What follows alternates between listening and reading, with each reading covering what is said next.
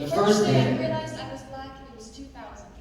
We had just learned about blacks for the first time in second grade. At recess, all the white kids chased me into the woods chanting slave.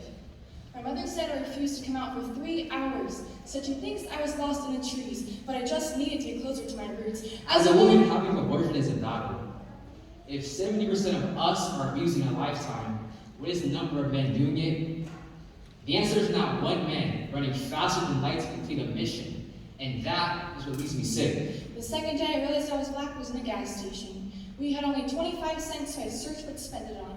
The cashier floated from aisle to aisle, eyes fixed on my hands. That was the first time I realized skin color was a crime. My body has become cause for legislation, cause for aspects of my class. My body has been everything except respect. I've been asked, what makes you feel unsafe? And I struggle not to yell. Everything. The third day I realized I was black was in an all-white cafeteria. I gathered my legs from under me, made rockets for my feet, and approached a girl. She told me she was not into my type of guy, and I felt the words shoot daggers into my melanin. I've never wanted to disappear so bad. As a woman, I learned to answer to everything except my name. Little lady said not to be ego, but to make sure I remember my place.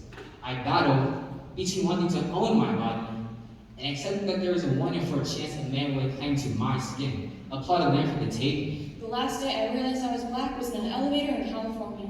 To the white woman who told me she knows what it feels like to be black because she grew up poor, I was thinking before you speak, but your mind has just got to be bacteria infected.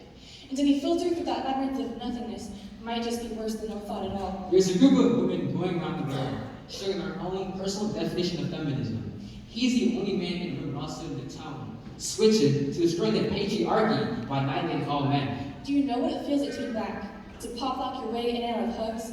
It's not a problem that you want to sympathize. It's telling you my pain. Stab yourself in the leg because you saw me get shot. We have 2 different wounds, and looking at yours is nothing to heal mine. Therefore, I turn away an ally. But when a man speaks on my behalf, that only proves my point. Move this group with my passion, not by asserting yourself dominant and wondering could you do. You speak to no pain, you only found it because you told you it was there. You know nothing but silence until someone who cannot know your pain tells you how to fix it. Every day is a crucifixion, where there is no regardless for lines crossed.